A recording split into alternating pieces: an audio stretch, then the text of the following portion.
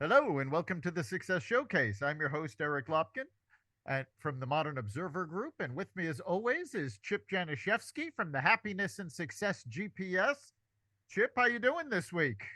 Doing great, Eric. How about you? Happy April. Happy April. Spring is underway. Yeah, it's gorgeous out today. And we are coming off some very strange weather around the country, but we've been very lucky here in the Northeast. So, reaching out to our listeners, hopefully you have not been affected by the tornadoes, etc., and all of the craziness that's going around. So, today we've got a special guest. We have Kate Mollison, and I hope I'm pronouncing her last name correctly. You are. Kate, it's great to have you here. Thank you for having me. I'm really excited to be here. Now, Kate runs a grief counseling company called On Tuesday We Wear Black. And Kate, why don't you tell our listeners a little bit about yourself? Yeah, so it really is something that I've created out of thin air. It's what I like to call grief alchemy. I was personally widowed in 2020. Unfortunate circumstance, I have to say, not COVID related. I feel like I have to preface that. So my husband Craig passed away in 2020 unexpectedly. And those first 2 years, are a fog, are really, really challenging. And there's lots of resources out there for the emotional, mental health support, but there isn't a whole lot out there for the tactical, practical, day to day, front lines of it. And my goal was to take the things that I learned about having to navigate the minutia of everyday life and give that skill and that resource to other people. So it's more of a grief coaching than a counseling. I'm like a wedding planner, but for funerals. And I do, consultative resource advocacy where I meet with clients in a one-on-one basis. They can be 3 days post grief, 3 weeks post grief, 3 years post grief, 30 years post grief. Really doesn't matter. There's always something to be done, a resource that's needed, hand holding to happen. And I'm the person that they can come to for that one-stop shop resource connection. Fantastic. Now, Chip and I did an episode several months back dealing with what you need to do to get your estate in order, because both Chip and I have just recently gone through losses where we had to deal with this. But for those of you those people who haven't gotten things in order, it is absolute chaos. How do you help them? So really it starts with, a conversation, something very informal. I want people to know, one, first and foremost, that I understand what they're going through. And they don't have to be widowed. I do help people who are, grieving the loss of a sibling, a parent, a child, their best friend. It's just about bringing education around grieving and the grieving process and bringing it out of the shadows. Nobody likes to talk about death because it makes them question their own morality. And for people who are looking to do planning for themselves, I can help them do that. But it's a conversation. It's like, where are you in your timeline? What are you looking to accomplish? And what can I take off your plate for you? So very simple. First question is like, do you have a funeral home? Where is the deceased one currently? And then we go through the processes, and I kind of have a checklist of like the steps that they follow immediately following the death of their loved one. But it can be as surface level or as deep as they need. It really is tailor made to each individual situation. And I've noticed as a supporter there, your website is quite comprehensive, and you have resource links for everything that you talked about there. I mean, they're just listed here: estate planning, financial planning, legal help, real estate, funeral, Social Security. It basically goes through all of these different check boxes. As Eric said, basically, I lost my mom in '91 last year. She had a great life, and he lost his mother-in-law last year too. And so I'm the co-executor, and I've been going through all this stuff, and I'm trying to finish things up. And obviously, having a resource to guide you through that is just wonderful. And the fact that you're doing this and sharing your story as a preface to this is just amazing. So condolences with what you had to go through, but kudos to you for sharing it forward and helping out so many people with all the research and everything that you've done since then and your support. Thank you. And my condolences to your losses as well. I know it's grief is not something that we get over or we accomplish or that goes away. It's something that becomes part of who we are and we learn to move forward with it. And there's a difference between moving on and moving forward. And I think that those are the conversations that get lost, in the day to day when we think about death, dying, grieving. It's you drop off the casserole, you deliver the sympathy card, you go to the services, and then you go back to Sunday brunch with your family. And what you don't realize is there's still actively grieving for long periods of time, maybe even forever.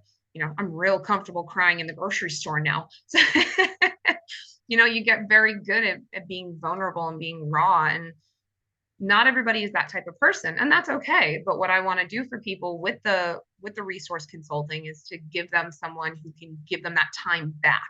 If I can do the tactical, practical stuff or show them how to streamline it, then they have that time to actively grieve, get emotional support, mental health services, and I do provide resources for all that stuff as well. Like I can refer you to a therapist, I can refer you to a medical doctor, I can refer you to addiction support services. 63% of all widows and widowers become addicted to some substance at some point in the 5 years following the death. That's a staggering number. And then you look at the suicide rate, related to substance abuse. It's like 1 every 6 minutes, a widow is committing suicide because of substance abuse, because of unresolved grief. So if I can intervene somewhere in the beginning and give them that roadmap, maybe that number comes down. And then his death wasn't in vain because I'm able to help people and bring to light the education around it.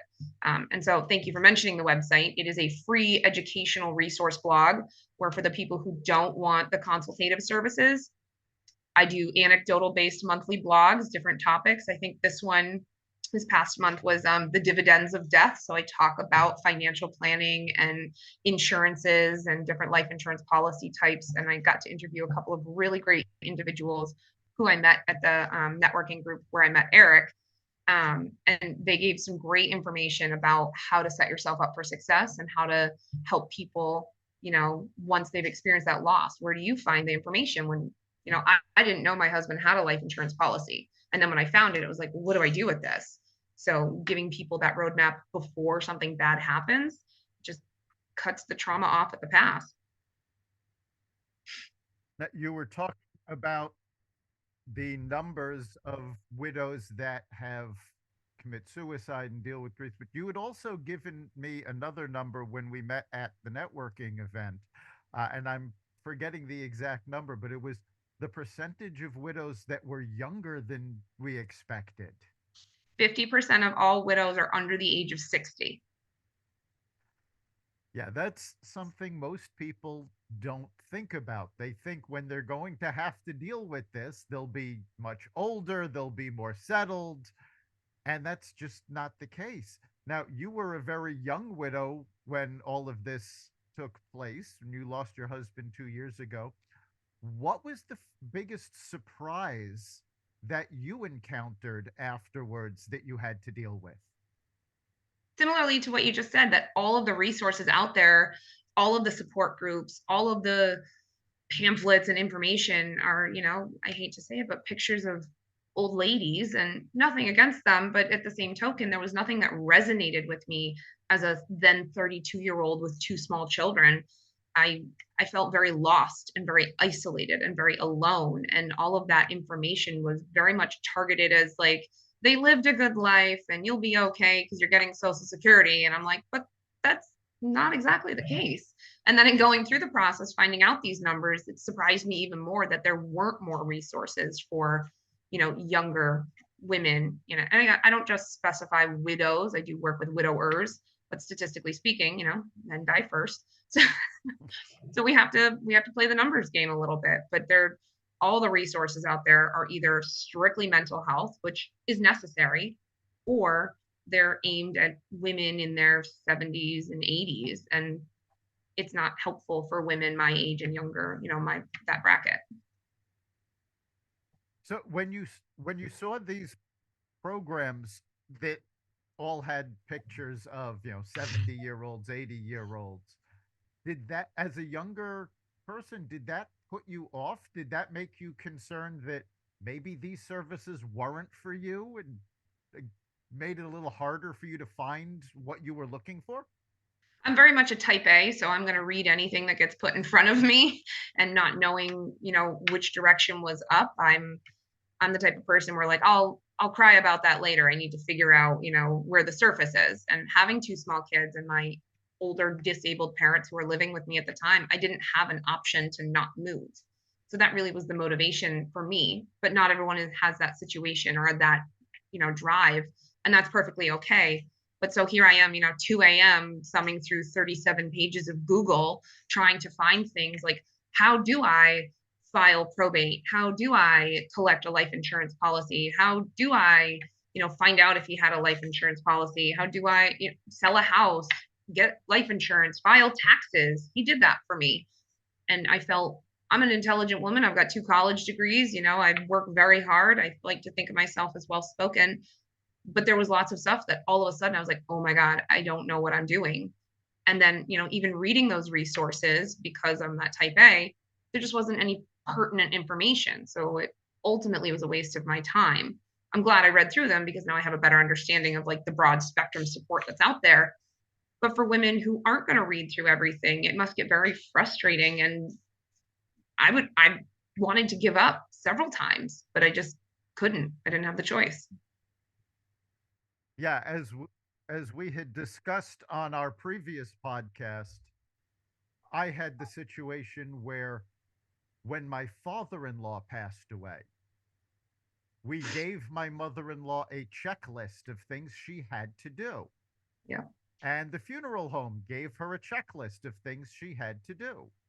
And my mother-in-law at the time was in her early 80s, and she took these checklists and stuck them in a drawer and never looked at them. It's incredibly overwhelming, especially for someone, in their 80s. It's a lot to do. And that's why I say it's like wedding planning, but for funerals. If you look at what it takes to go into planning a wedding, you spend 9 months, a year and a half planning a wedding. And it's that same level of detail and planning that goes into planning a funeral. And most people slap it together in 3 to 5 days. So you're cutting corners and you're missing on opportunities and you're not including things that maybe they wanted or you want, or you look back in 10 years and go, oh, I really hate that that's the way that went down.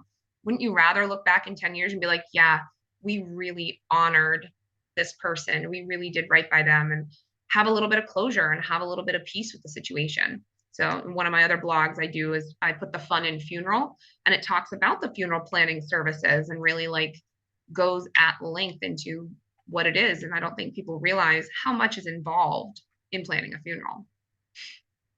No, you talk about putting the fun in funerals, and obviously you're celebrating the person's life who you just lost. I mean, I always, my mom had 2 sisters and a brother, and we had a family reunion many, many years ago. And there were a whole bunch of people there because I'm the oldest of 7, and there's a lot of kids around. And she was wearing a T-shirt that said, "I put the fun in dysfunctional." Yeah. I have a great picture of her with her 2 sisters wearing that with their husbands and so on and so forth. But yeah, it is a celebration, and you're talking about putting together a checklist, and she was actually very organized about this. I mean, she was very spiritual and so on and so forth, and didn't want to inconvenience us. So like 10 years ago, she gave me a list of how she wanted her funeral to be, what she wanted to do, and so on and so forth, right down to the readings and everything else, and started giving me other information. And I'm saying, Mom, don't hit me with this stuff and whatever. And but eventually it does. And my dad, we lost him a year and a half before we lost her. And it was very, very helpful because what she did for herself, I actually used for him first. And but yeah, it's so important to get that together. And if you just do it once and you have it, then hopefully it doesn't happen quickly, but at least it's there. And as far as what you have to do really doesn't change over the years, I don't think. I mean, how you do it may, but on the different I's you got to dot and T's you got to cross, get that down in a list once and have it someplace where you can go to it and share it with other people like you're doing. It's so important. Absolutely. And she gave you a roadmap is essentially what she did. And that's exactly what I'm trying to do for other people. And people need to do it for themselves, especially people my age. They think like, oh, I'm in my 30s, I'm in my 40s. I don't need to think about my funeral. No, number one thing that needs to happen is you need to have a will. I don't care if you've never had a full-time job in your life. You need to have a will because going through probate sucks, pardon my French. And people think, oh, well, I'll just write down what I want and, keep it in the safe. Like, no, that's not legally binding. So what you need to do when you do a will is also do a living will. And that's going to be legally binding. It's going to be notarized by the attorney who does your estate plan. You're going to keep all those documents together and it's going to have those preferential decisions made and make somebody's life easier. Because God forbid you step off the curb, you get hit by a bus. What's your family supposed to do? Your loved ones, your next of kin supposed to do? We all aren't as fortunate enough to live into our 70s, 80s, or 90s. And wouldn't you want the people who are caring for you in that aftermath to have it as easy as possible? It's not about you grappling with your own mortality or not wanting to make people uncomfortable, but you're giving them a gift by making it easy on them to give them that time to actively mourn and grieve, as opposed to make these decisions that they don't really want to make anyway. Yeah, it is hard to get people to understand that, yes, nobody wants to consider their own mortality, but life does go on. And there's certain things that you can do to make it easier for those you're leaving behind. Now, in your case, again, it was fairly sudden that you found yourself in this predicament, but for a lot of people, they're dealing with ongoing illnesses or situations. Do you work with folks before they have to deal with the death? Absolutely. So one of the other services that I offer is I connect people with something that's called a death doula. Um, People who know about birthing doulas will know what that means, but it's kind of somewhere between like a hospice nurse and a social worker and a therapist, and they can do that bedside care and offer that emotional support. So I'll do those types of resources in the pre-planning stages as well. The person doesn't have to be deceased. I actually am working with one family right now based out of Vermont, and they've been given 6 months. And so the family's come to me and said, hey, we want everything in place. And I'm like, great. We've connected with the funeral home. They've prepaid for the funeral arrangements. We've made all the selections there. And then we're, meeting with the estate lawyer. And then we're meeting, to make sure the will is finalized before anybody passes and everyone's still, coherent and cognizant. We've connected them with the death doula. And then I'm there, like they're texting me and they're getting, feedback from doctors and they're getting, questions that they need answered. And I'm like, I don't have that answer for you, but I 100% will find out. And I'll reach out to my network of resources, whether it be, like life insurance questions, financial planning questions, drawing on pensions, those types of things. So setting them up to be the most successful when something happens. Because in the long term, those families experience a secondary type of grief. And if they're not actively participating in the present right now, that can be really compounded. They're grieving the potential for this person to pass away and they're missing out on being present in the moment. And then once the person passes, they'll go through the stages of grief as well. So what I'm trying to do is take some of that fear and anxiety out of them passing and let them be present. Yeah, you have the communications, now you have the resources. And then I noticed in your website, you said the next step in my path includes completing a grief coach certification course and continue to grow this resource. So tell me about that. Tell us about that. I mean, that's really, obviously that sounds wonderful. And to have that title, I think says it all and would make a whole lot of people a lot easier to approach you. So tell us about what is that all about? So the National Grief Organization is an accredited and certified health service provider, and they do coaching certifications. They do trauma certifications. So if I go through the grief coaching certification, I'm then certified under an accredited organization to offer counseling and resources for, children lost, parent loss, sibling loss, spouse loss. So it would be all that encompassing umbrella. It basically just adds a little bit of credibility to the anecdotal that I already have. And, I'm only 2.5 years out. So this would give me less of that personal filter, more of that professional filter. And while I'll still be able to relate with people, it gives people a little bit of peace of mind to have someone with a title. I do have an office space that I currently work out of in Enfield, Connecticut, where I can meet clients there. I can do remote services. I can travel to them. But sometimes people prefer that, that piece of paper that helps them understand that I'm serious about this and I'm not just in it for the clout. I'm really here to make a difference and help people. The other benefit to that certification is it gives me leverage when time comes to make active changes to the legislation around bereavement leave. So I found out after Craig passed away that the Connecticut state law in regards to bereavement leave is incredibly limited. For most employers, they legally are obligated to give you 3 days of bereavement leave. 3 days. You're 50% of your personality, your identity, your household dies, and you get 3 days. Most employers are kind enough to give you 5. After that, it comes out of your PTO or short-term disability, or you take FMLA, and that's a non-paid leave, and that's good for another 10 weeks. So all said and done, you get like less than 3 months. When a baby is born in the state of Connecticut, you automatically default get 16 weeks paid compensation of maternity leave, 12 weeks paternity leave. There's a disparity between someone entering your family and exiting your family. So I want to create a little bit of fairness around that. That's a long-term goal for me. Yeah, it is a very different situation when you're dealing with a loss than when a baby comes in. But people don't realize how long grieving can take. I mean, even when you're, back at work, moving on, there are triggers where something will show up and it'll trigger a memory and the grieving starts again. Or it's really a bad way of phrasing it because it's not that it ended and started, but it brings it back to the surface. Yes. I'd say there's a difference between mourning and between grieving. Mourning is really that like initial phase, and it can be as short as 6 weeks and it can be long as 6 years. It's different for each person. But then you get to a place where you're like, okay, I've made peace with what happened and like I've accepted it and I'm maybe still angry about it, but I'm back at work and I'm relatively functional.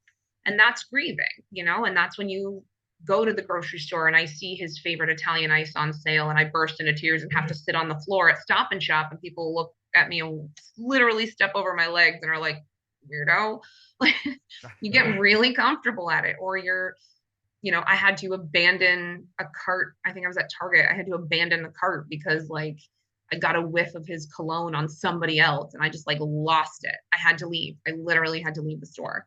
It happens all the time. I forget something's in the refrigerator and I'm like, oh, or I accidentally buy something like from the grocery store. I don't eat mustard personally, but like it was on sale the other day and I picked it up and I put it in the cart and I go to the checkout. And I'm like, why? And then it dawned on me what I was doing because it was just sheer reflex, even 2 years later. And I hadn't bought mustard in a year and a half. And now here I am. So your brain plays tricks on you and grieving never ends. It's becomes part of you and you have to learn who you are post loss. It's discovering that new identity and untangling yourself from that other person to a degree and putting to rest those things, those shared things. And that can be with a parent too, or a sibling or a child. Your identity changes and you have to really learn who you are in this new phase of your life. It does. And you're talking about being so much a part of someone's life, it never really leaves you. I mean, my mother passed away 25 years ago, and there are still times where something will pop up and I'll go, oh, I got to tell mom about this. And then suddenly realize, oh, she's, been gone for quite a while. These things pop up. And also when you're dealing with the grief, there's other factors that come in. When you're dealing with the loss of a parent, all sorts of issues come up with siblings. Yeah. So have you dealt with things like that? Do you have recommendations for people that, how they can get help with these things? Well, first, I'd like to say that I always say that grief is just the love you never got to give while they were still alive. Oh, I like that. Yes. Grief is just the love you never got to give them while they were still alive. So that never goes away. As long as you love them, that never goes away. And that's perfectly acceptable. So as far as dealing with like siblings and stuff like that, I think the best thing you can do is in a situation where you know it's coming, everybody needs to be a part of it. Everyone needs to go to the appointments with the lawyers, and some are going to be more comfortable with that than others. But keeping that line of communication open and keeping those expectations open for what's to come. It's when it's sprung on you and it's like, well, mom said I was going to get this, this, and this. And then in the will, I got this, this, and this. And there's animosity there. And then understanding that everybody's grieving process is different. Some people, grief looks like anger. Some people, grief looks like apathy. Some people, grief looks like addiction. And all of those, within moderation, are completely okay. You can't project your own form of grief or grieving onto someone else. You have to take your time in your space in your grieving process and understand that that might not be how they grieve. I think we run into a lot of problems in that interpersonal connection when we expect people to grieve a certain way, or they're not sad. They didn't, like, what the heck is going on with that? Well, because they're not in a place where their brain can let them be sad. They've compartmentalized it or blacked it out, or, like, oh, they're drinking too much. It's like, well, they'll either come around or you'll host an intervention. Like, it comes a point where intervention, not literally, but like those conversations are necessary. But you have to understand that you can't impose your own grieving onto them. That's probably the best way you can be successful, is communicate and meet them where they're at. Right. So we are coming up on the end of our time. If there was one thing that you would want someone who's grieving to know, what would it be? Say their name. I don't care. And that's more for the support people. But someone asks me all the time, like, I don't want to say I'm so sorry or my condolences. It feels so empty. And I'm like, because it's become a platitude. How do you help someone who's grieving? Say their name. Give them their identity back. Just because they're gone doesn't mean their identity is gone. I talk about Craig all the time, and sometimes I forget, like, I'm talking about him like he's still here. And it makes people uncomfortable, but it gets old to say my late husband, or, and then you try to be gentle with other people because not everybody's comfortable. So I don't want to say my dead husband. Like, say their name. Ask me what your favorite, ask me my favorite memory of him, or, comment on something that I've said about him. Say their name. All right. And if somebody needs help getting through the grieving process, how can they get a hold of you?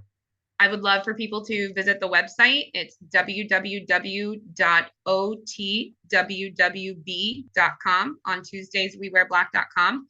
I can be reached via email, and that is on Tuesdays, wewearblack@gmail.com. And then on the website, there's a phone number. People can text me, they can call me. So definitely, I'm on Facebook and on Instagram for Tuesdays We Wear Black. And the Tuesdays We Wear Black, next time I'd be happy to share with you where the origin of that comes from. It's about Craig, just fun fact. But yeah, so I'm hoping that people, if nothing else, they go to the website and they learn something for themselves, but I'd be happy to help people. All right. Chip, what do you think is the big takeaway for this week? Wow. Well, first of all, I mean, we're all human. So grieving is perfectly normal. It's perfectly natural. You shouldn't beat yourself up over it because it just happens. And obviously you talk about different instances where it just hits you. So get the help, get the support that you want, and realize that everybody takes this differently. You talked about yourself as a type A. You took charge about this and are paying this forward with your experiences and your love of everybody out there just by helping them out and directing them with this. A lot of other people, as you're saying, they're going to keep it inside, and you're wondering why don't they react and so on and so forth. We're all human. We all grieve. We all do it differently.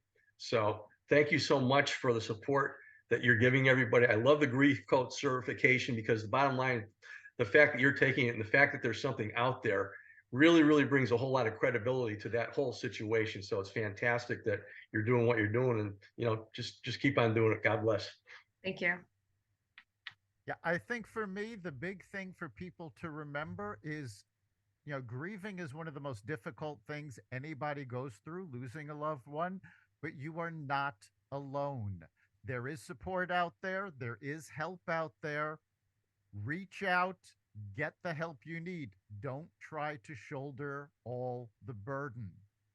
There is help, and we all need a helping hand sometimes. So I think that's the big takeaway for me this week. You've been listening to the Success Showcase. You can catch us every week at xvadio.com/podcasts, the Apple Podcasts app, Google Podcasts, Spotify, iHeartRadio, Stitcher, Amazon Music, Audible, and wherever you find podcasts. Remember, make this your best week ever and make next week even better. We'll see you then.